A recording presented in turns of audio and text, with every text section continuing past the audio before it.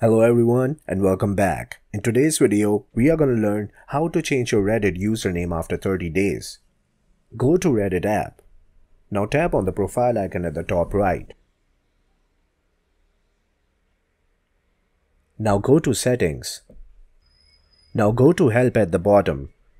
Now once you're in the help section, just type in keyword of your issue. My issue is changing the username. Now once we have searched for the username, we will come across an article. And below that article, you can see an option of submit a request. Tap on that.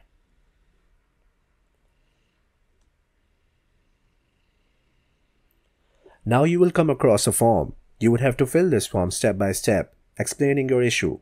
Now there are options available. You would have to select from them.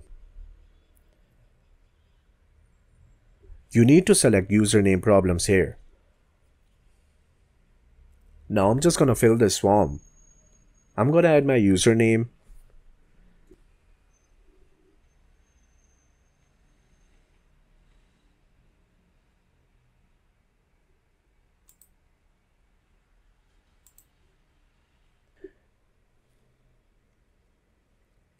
You can even attach a screenshot describing your issue.